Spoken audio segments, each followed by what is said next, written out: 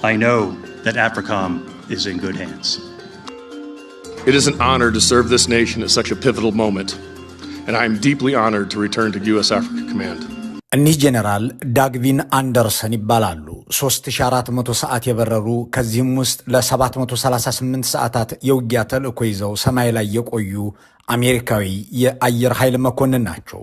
ከባለፈው ነሐሴ አጋማሽ ጀምሮ ደግሞ ዋና መቀመጫውን ጅቡቲ ባደረገው የአፍሪካ ወታደራዊ ኮማንድ አፍሪኮም ዋና አዛዥ እንደሆኑ ፕሬዚዳንት ትራምፕ ለሴኔት አቅርበው አስሹመዋቸዋል። ጄኔራሉ ሰሞኑን አዲስ አበባ ነበሩ። ብልጽግና የተለየ ትርጉም እንዲያዝለት አሜሪካ በባትሪ የምትፈልገው እንደሆነም ለማሳየት እየጣረ ነው በጄኔራሉ ጉብኝት። ከዚህ አለፍ ብሎም ጄኔራሉ ቀይ ባህርን እንድንቆጣጠረው ፈልገዋል እያለ እሳቸውን ምስክር ሲጠራ ታይቷል። የአሜሪካ የውጭ ጉዳይ ኃላፊ ማርኮ ሩቢዮ ደውለው አካባቢውን ማተራመስህን ተው፣ ባህር አማረኝ ብለህ ምስራቅ አፍሪካን አትረብሽ ሲሏቸው በፌስቡክ ጽፈው የማያውቁት ጠቅላይ ሚኒስትሩም ከአሜሪካው ጄኔራል ጋር መገናኘታቸውን በፌስቡክ እወቁልኝ ብለዋል። በነ ኢቲቪ አዘግበዋል። ከዚያ በኋላም አሜሪካ ከብልጽግና መከላከያ ጋር በቅርበትና በትብብር የምትሰራ ተደርጋ እንድትሳል እየተደከመ ነው። ሰውን በቢላ ከሚያርደው በራሱ ሀገር ሕዝብ ላይ የጦር ወንጀልና ጄኖሳይድ ፈጽሟል ተብሎ ከሚነገርለት የብርሃኑ ጁላ መከላከያ ጋር ሲሰሩ የሚያምርባቸው እንደ ሻዕቢያ ያሉ የጎሬላ ታጣቂዎች እንጂ እንደ አሜሪካ ያሉ ዘመናዊ መከላከያዎች ናቸው እንዴ የሚለውን ጥያቄ ስናሰላስልም ወደ አስደናቂው ነገር ይወስደናል።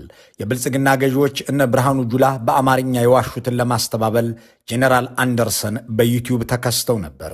በሚዲያ አመጣጣቸው የሰው ስትፈልጉ የራሳችሁንም እንዳታጡ በሚመስል ሁኔታ አሊያም መጀመሪያ የሰው ግዛት ከመፈለጋችሁ በፊት ሻዕቢያ የወረረባችሁን መሬትና ሕዝብ ነጻ አውጡት በሚል ድምጸት ይመስላል።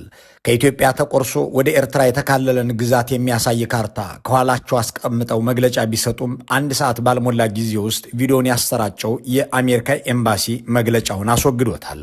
ኢትዮፎረም ግን ያንን የጄኔራሉን ንግግር ሙሉን አስቀርቶታል።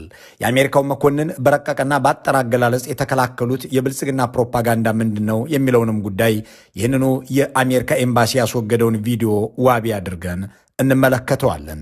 የኢትዮጵያ መከላከያ ሚኒስቴር ዘመናዊ እንዲሆን በትጥቅና በአስተዳደርም እንዲደራጅ ለማድረግ በተደረጉ ጉዞዎች ሁሉ የአሜሪካ ትብብር በጉልህ ይነሳል።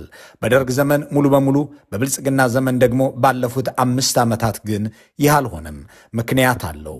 ሰሞኑንስ የብርሃኑ ጁላ ቢሮ መዋሸትን ለምን ፈለገ? ከንግግሩ ጀርባ ያለው እውነተኛ ነገር ምንድን ነው?